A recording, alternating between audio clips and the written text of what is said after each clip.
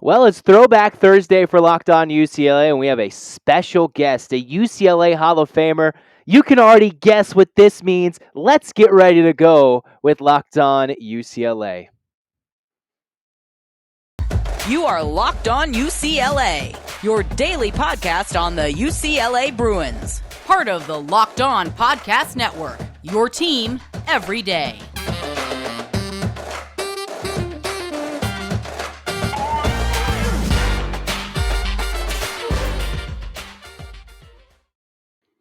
Hello, everybody. It's Zach Anderson-Yoxsimer. Thanks for joining Locked On UCLA. Thanks for making it your first listen each and every day. It's free wherever you get your podcasts, even available on YouTube. And today, for Locked On UCLA, we are joined by a very special guest.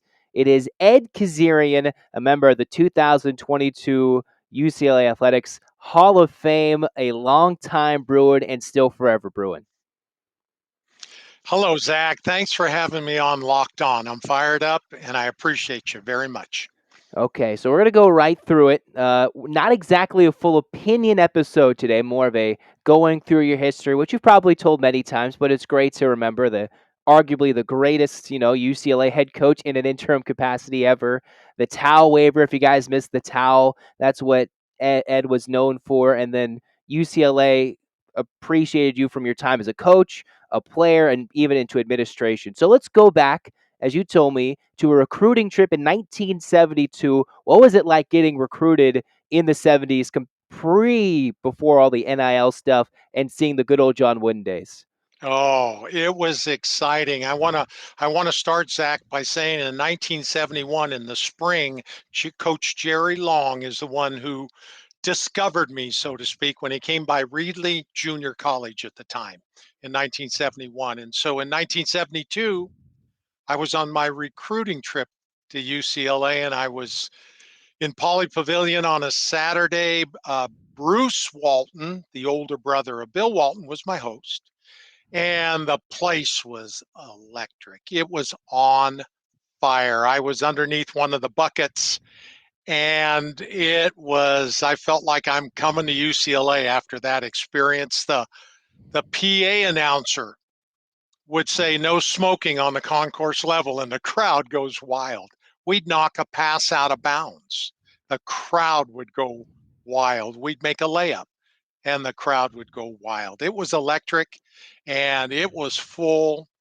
And we were coming off a 30-0 season. Coach Wooden was on his way to another 30-0 season in 1971-72.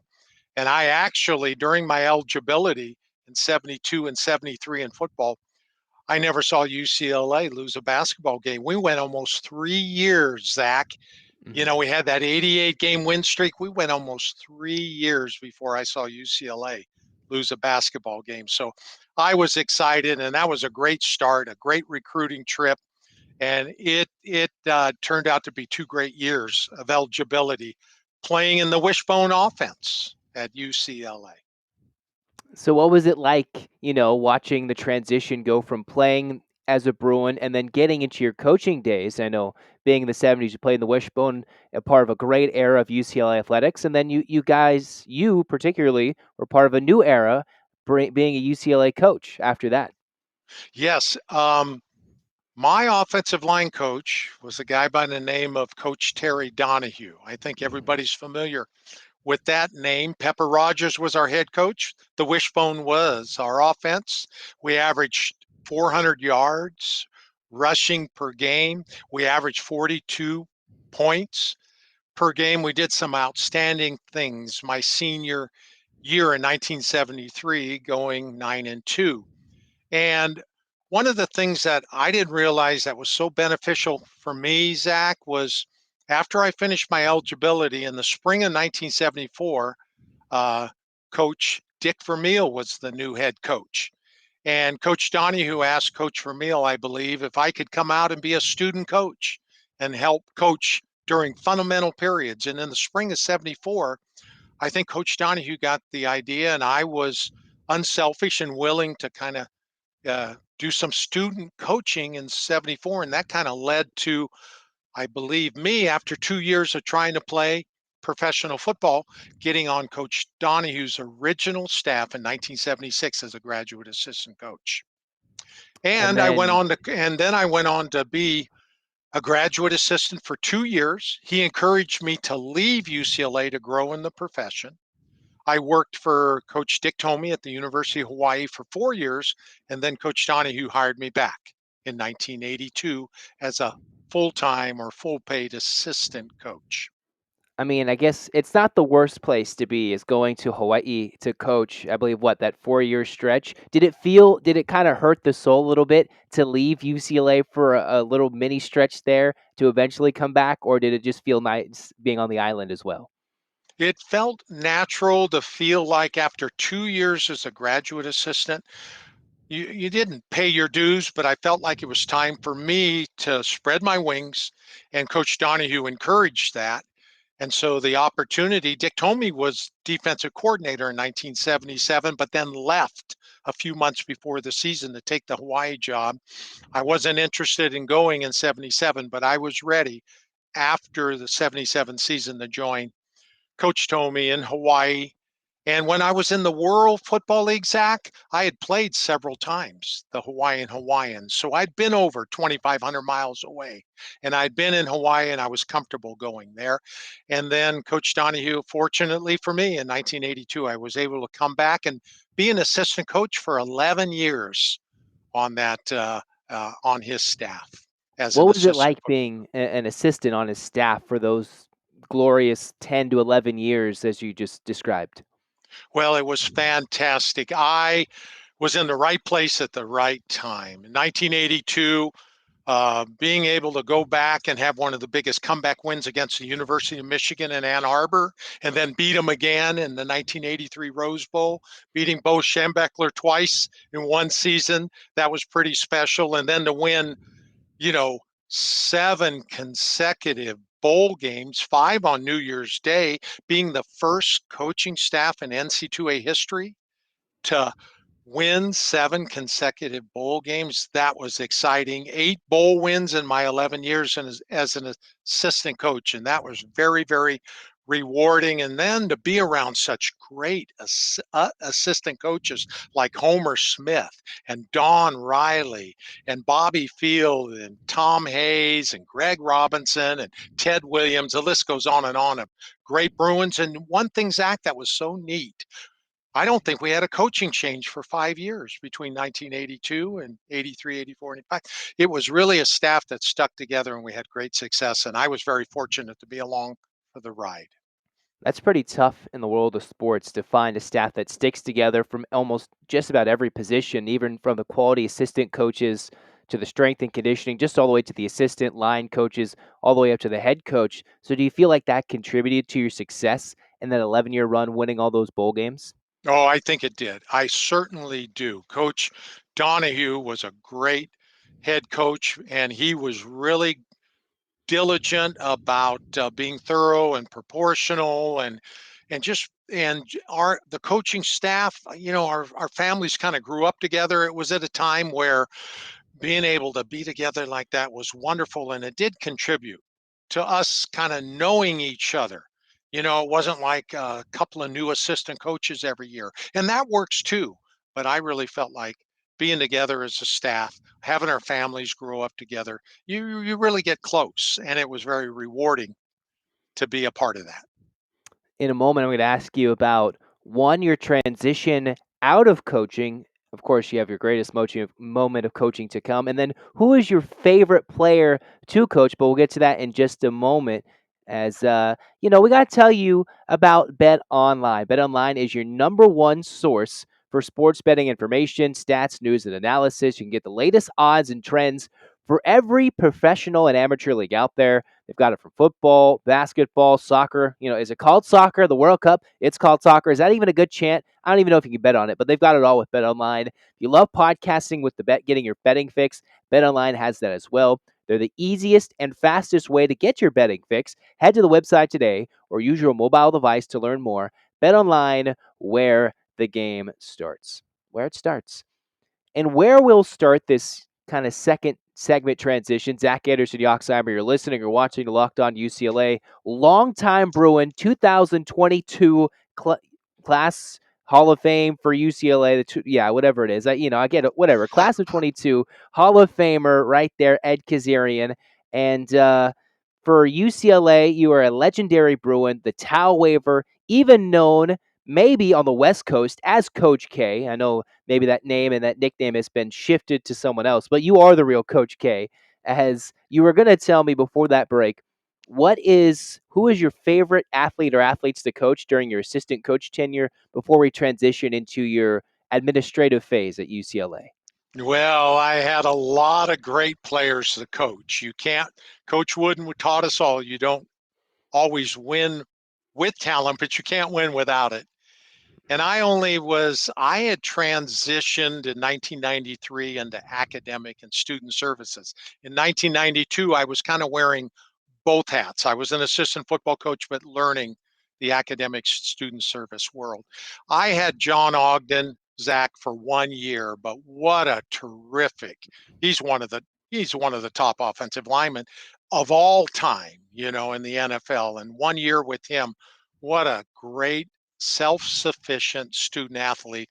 But back in the 80s, I think of having Duval Love. I think of having Dave Richards. I think of having um, uh, 1990 Frank Cornish, Rob Cox. The list goes on and on of real great ones.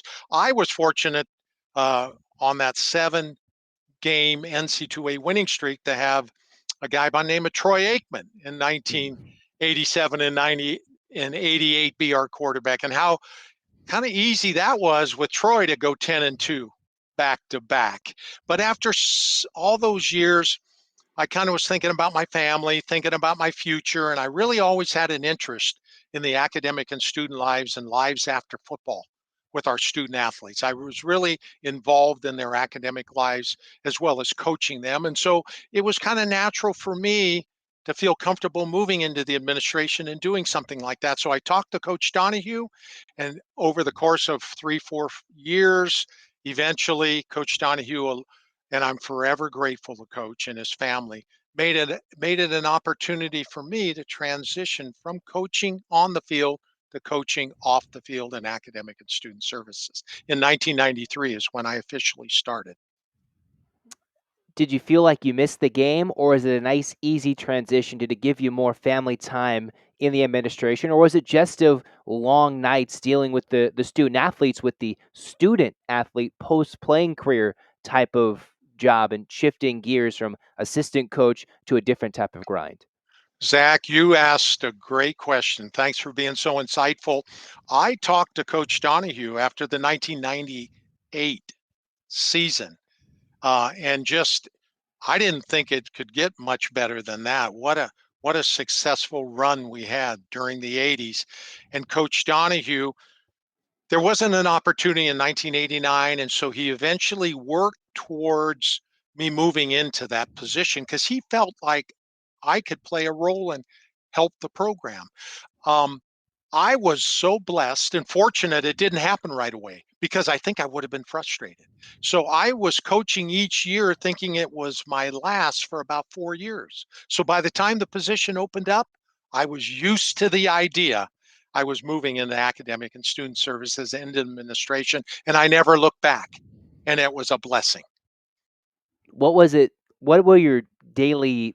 What was the daily grind like? What did you have to do in order to help further the student athlete? Because they are still student athletes, even in this NIL day and age. Student athletes, a lot of players, they don't go to play on to the highest professional ranks or even make money off of post playing careers professional. They can do it, but they might have to go shift into another gear. What was it like daily following up with these athletes when they're off the field and trying to transition to their postgraduate studies or even to their post playing day career?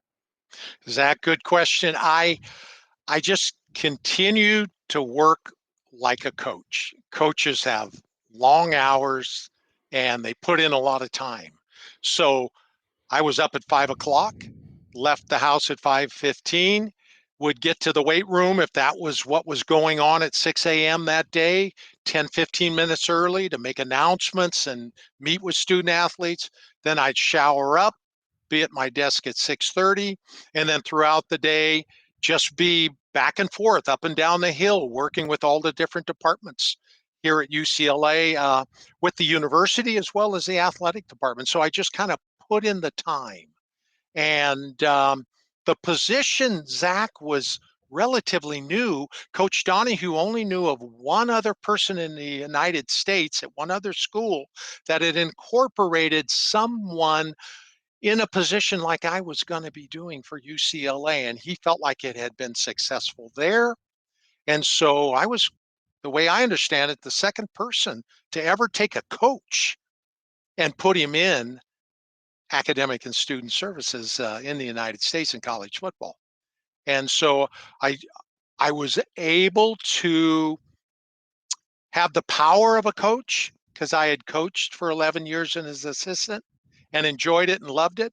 But I had the power of a coach, but the job of an administrator. So it worked. The kids responded to me like a coach, and that's what made it work. I mean, you think about it, you have that voice, as you mentioned, as a coach, and then you kinda get the kids still feel like they're on the field, right, when they're off the field. Who, when you're in that administrative role, you already mentioned athletes you coached, who is someone, if you can maybe detail it, I don't know what you can or can't detail, who is your favorite athlete to work with off the field when you're in that administrative role post-football coaching days? Oh, there were so many, to start mentioning them would be difficult. Donnie Edwards would be one that comes to mind. You know, enjoyed working with him. There, there's something to um, having relationships with. Imagine, Zach, I was responsible for all the players at all the positions. I wasn't the offensive line coach and then working with the offensive line. I had the defensive line. I had the defensive backs. I had the specialists. I worked with the walk ons. I worked with the entire team. And that's maybe what kind of established with the administration, um, kind of a feeling like, hey, it's great to have Ed around because he's kind of that person we can go to talk about any and all positions. He's the person on that staff that kind of has relationships with all the different players. And it worked out. It's evolved and it grew. And I remember walking into Coach Donahue's office real quick, Zach, and asking Coach Donahue about something that I had a concern about. And he looked at me and goes, Ed, that's why I hired you. Because I think at the time when I walked in, he didn't think it was that critical for me to be in his office about something like that. I said, I got a coach, and I left. And he kind of gave me, he didn't micromanage me or anything like that with that position. And it just grew. And I think everybody as student athletes kind of felt like this guy, like a Ryan Neese, he kind of felt like, Brian Wilmer and guys like that. They just felt like this guy's really cares about us off the field, like he did when he was on the field. We're talking with the former Coach K, still the Coach K, the real Coach K, Ed Kezirian, 2022 Class UCLA Hall of Fame for UCLA Athletics, former assistant coach, former UCLA player, and then administrator, and then we're going to get to the two maybe most important, I guess it depends. You have your favorite stories, but two biggest anecdotes that people might know you for. If you go to your Wikipedia page and you know which questions are coming up as we're slowly wrapping up this Locked On UCLA episode. And for these two questions, one, because UCLA basketball is on the eve of playing Stanford, I know you're not going to get into that, but it seemed right. UCLA playing Stanford, and I believe it was a UCLA Stanford game almost 3 decades ago, right? That kind of inspired that towel waving that you got known for as the UCLA towel waver. Take us through that story and what led to you becoming the famous towel waving Coach K. Well, what happened? It was all by accident. 1993. Imagine me in academic and student services. On Saturdays, I'm up in the stands. And then 1994, we started out with 3 wins, and then we lost JJ Stokes. You can't win without talent. And for the next 5 weeks, we struggled, and we're 3-5. We were headed to Arizona, and there were some seats available on the plane, and Coach Donahue invited me. I went to Arizona, Tucson. The pregame meal on Saturday, real quick, Zach. Coach Donahue, I just went by to wish him luck. He said, "What are you doing?" I said, "Well, I'm sitting in the stands like I've had the last year and a half." He goes, "I got a sideline pass for you. Just don't get me a personal foul," and kiddingly. So we're in Arizona. We play that game. And the next week is Stanford. And coach said, "I liked you on the sidelines. I have a sideline pass for you again." Well, it's 31-30. There's just a few ticks left on the clock. And Stanford's lined up. We're ahead, but they're lined up to kick a 38-yard field goal. And after the timeout to freeze the kicker, who had been 8 for 8 from 30 to 39 yards throughout the season, a towel is thrown, after the water and the towels, and it ended up on the hash. I go out to grab the towel to get it off the field, and the next thing you know, Coach K is running up and down the sidelines like a madman, getting the band, getting the alumni section, and everybody to cheer. Well, Stanford missed the field goal. The Bruins win 31-30, and that's how the towel man started. Well, that's awesome. Getting the towel waving, getting that going, getting excited. Did you realize that would be what you would do for the next 10 to 14 years, being the towel man on the sideline? Or you thought, maybe it's a one-game stint? You know what? I didn't think of it as a long-term type of event, but the following week we go to Arizona State and play in Tempe, and I was able to go on the trip. I was down on the sideline, and we are getting JJ Stokes back. I think that was that might have had more to do with it than the towel, but we had a big win, 59-24, something like that over ASU. Then we come back in the final game of the year in 1994 and beat SC. And so I end the '94 season with the towel 3-0, and so and so I guess it just kind of stayed. But I'm glad JJ Stokes got healthy because he played some against Arizona, and then he was back to full speed his last 3 weeks in 1994 SC. That's a memorable. There's some memorable games, with JJ Stokes in '92, '93, and '94 against SC. So anyway, I was just very fortunate. And that wasn't my role. But Saturdays, I took Saturdays to support the kids. And I think the student athletes appreciated me seeing how much I cared about football, because the other 6 days, it was all about academic and student services. I think the athletes do appreciate the support both on the floor and off the floor. And I think people forget, hey, we need to care about them both on the court, right, or on the field or on the floor, whatever sport they're playing, and then off the court, off the field, whatever it is, they need that support too. It's kind of a, just not a double-edged sword, but you need to support them in both areas, right? You support them on the field, go get the win, and then support them in the classroom too. Yeah, let me add to that because you brought up a great point, Zach. Um, in recruiting, you make a lot, not commitments, but you talk with families and parents and kind of tell them how you're going to take care of their son, and take care of the student athlete, um, their education and all these important things, which is what you're there for. Um, I felt like I wanted to fulfill those promises and take care of the student athletes we had in the program, because imagine the assistant coaches a year later going out and recruiting another 15, 20, 25 student athletes. So who's there to take care of the ones that are already there in their first, second, third, fourth year? And that's where I played a role, and it was successful, and it worked out well. And 15 years of working in the administration, very, very rewarding, Zach. Very I mean, rewarding. I heard you say the word successful, worked well, rewarding, and I think those words all describe a very famous bowl win that you were at the helm of. Let's go to really wrap up this episode before we get to how you got into the Hall of Fame. You had the best winning percentage of any UCLA coach ever. You mentioned to me, what was it, the 2002 Sega Sports Las Vegas Bowl. And this year's UCLA team could go back to the Las Vegas Bowl. It depends how everything shapes up throughout the weekend. No bowl terms yet, but the Las Vegas Bowl, sponsored by Sega Sports and O2, against the New Mexico Lobos out of the Mountain West. Then you guys in the Pac-10. Take me through what it was like to go through that, what you said, 2.5 week process, and then getting the win. Maybe what, the Gatorade bath too? What was it like? Well, it was it was a difficult time. I'm going to be honest with you.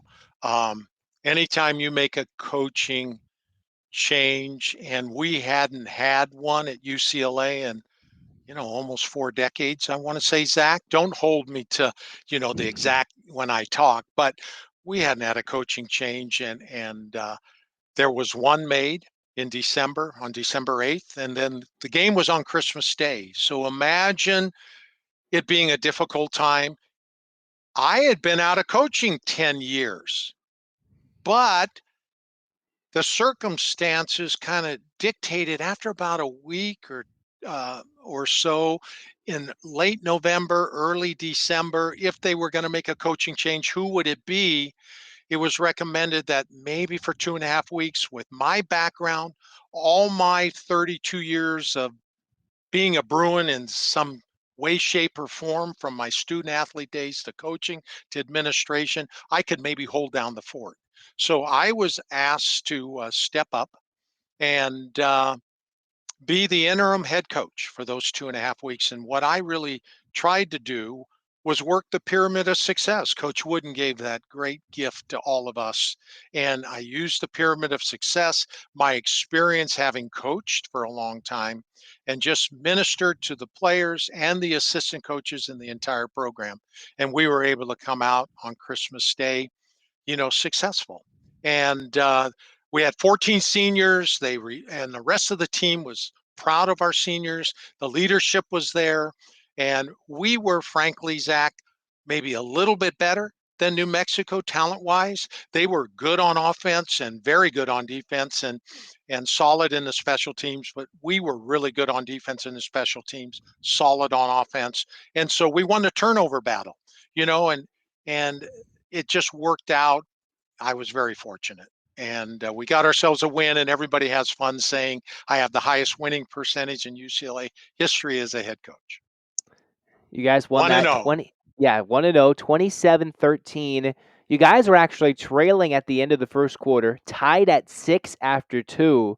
Then you guys led 13-6 heading into the fourth and outscored the Lobos by a score of 14-7 in the fourth to win by a final of 27-13. And quickly, tell me, what was the biggest mistake you made on the sidelines? A lot of people like to say, oh, coaching and it comes to time management. What was one thing you were good at that you knew you can handle on the sidelines? And if you can remember, what's one mistake you're like, well, it's one game. I'm glad I didn't have to do that again. You know what? I'm going to think about that while I mention, Zach, that Coach Donahue was general manager of the San Francisco 49ers at the time. And he took the time to call the executive assistant, Jolie Oliver, who's been a fantastic executive assistant for football for a number of UCLA head coaches and had such a great career. Coach Donahue calls Jolie Oliver and gives to her exactly what I need to do on game day to be a successful game day manager, because coach knew I couldn't delegate that.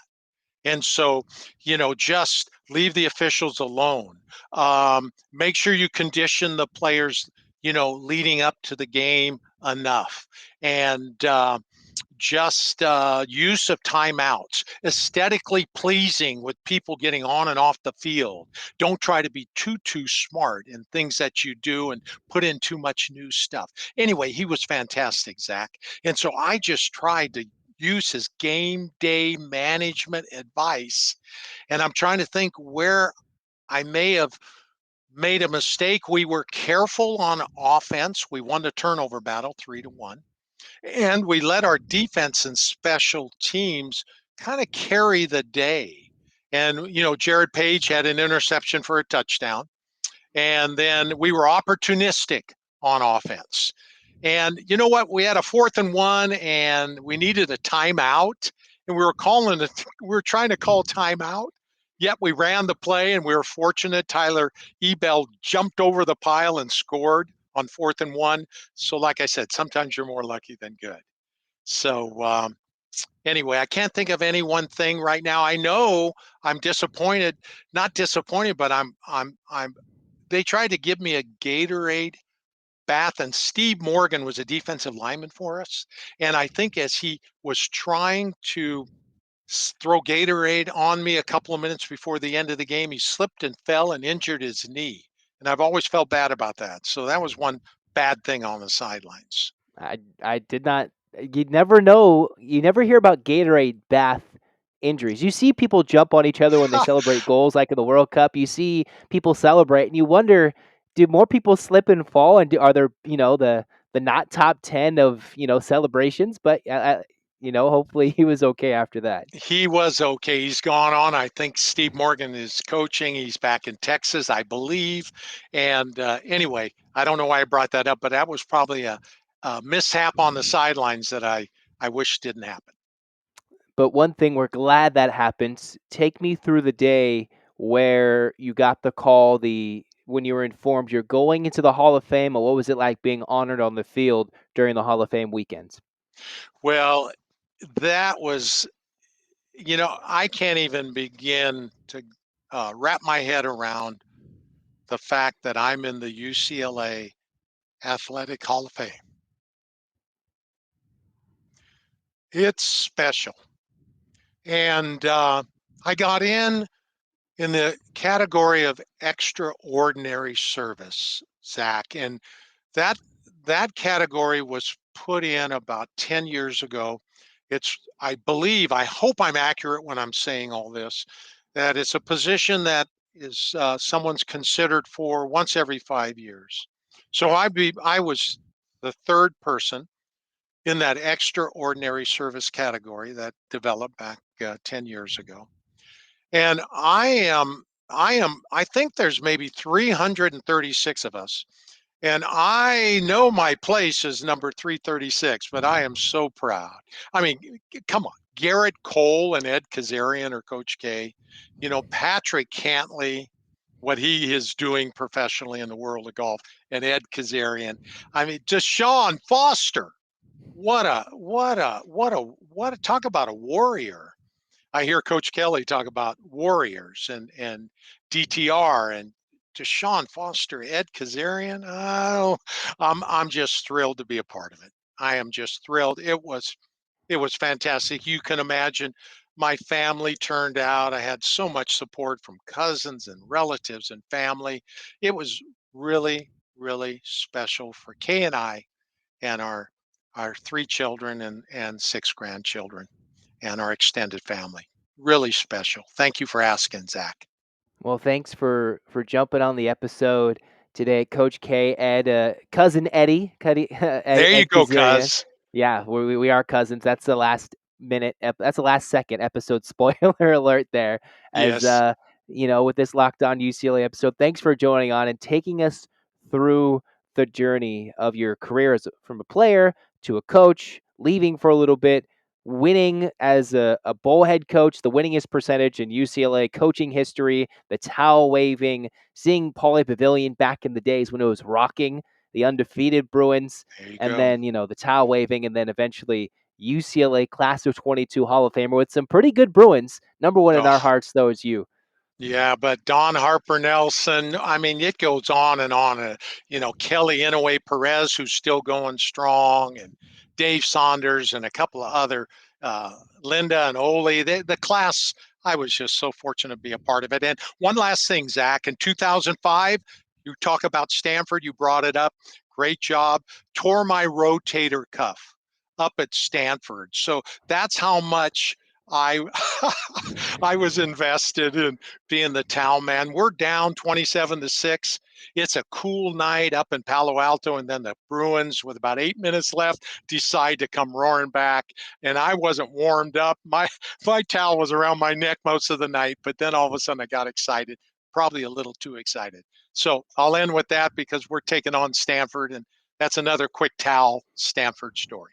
That is very awesome. But they got the win. That's important. They got We the got the win. win. We came back and won in overtime. Down That's the way. 27-6 with 8 minutes left, and we win in overtime. That's the way to That's do kind it. of a Hey, Chip Kelly performance right there. yeah, that's that's the way. Wow. If it hurt, it wasn't gonna hurt after that win, at least for a couple minutes. That's Yeah, the way to do it. exactly. As we end every episode with Locked On UCLA, we get your hands up for that 8 clap. We'll try and get it in the camera. Go check out Locked On Sports Today. Make that your second listen. Thanks for making Locked On UCLA your first listen. We'll try and do our best 8 clap. We hold the L, right? We hold the L. You know, you Yes, said back in the sir. day, you guys didn't used to hold the L. We're gonna hold the L today, and we'll try and do this on the same You count. All could right. tell I'm ready to go, Zach. All right. 1, 2, 3. Let's go. 1, One, 2, two, 3, three, 4, 5, four, 6, five, six, 7, seven, 8. eight. U. U C. C Uh, L A UCLA. Fight, fight, UCLA fight. fight fight fight. Woo! Yes. That's how we do it. A little off, Thank you, Zach. off screen there because the video, as you know, TV video screens, it can be off. But thanks for joining, and I believe we might have you on in the future again pretty soon, right? Thank you, Zach. I would appreciate that. If you feel like this, I'm locked. Hey, if I'm qualified to be locked on for your program, I'm locked on. Oh, you are locked on. You are a Hall of Famer through and through. You'll be seeing a little bit more of Ed Kazarian, Coach K, the towel waver, best UCLA coach in history with the winning percentage, and just the greatest. Thank you, Ed, and thanks for joining the show. We'll see you soon. We'll talk to you soon. Thank you, Zach. So that was Ed Kazarian joining the show for this special edition of Locked On UCLA. A little bit longer than we usually like to post, but today we made an exception, and we'll get into some nitty gritty details with UCLA football and athletics with Ed, with his administrative background moving forward. Right, when you talk about the likes of the move to the Big Ten, how does that hurt the student athletes? How does it help? We'll have his opinion on other episodes coming up. We'll talk to him in the next coming weeks. Bowl games, Las Vegas Bowl, what's it like? We'll get to all those things when we have him on the podcast next. In the meantime, thanks for tuning in to Locked On UCLA. Go Bruins!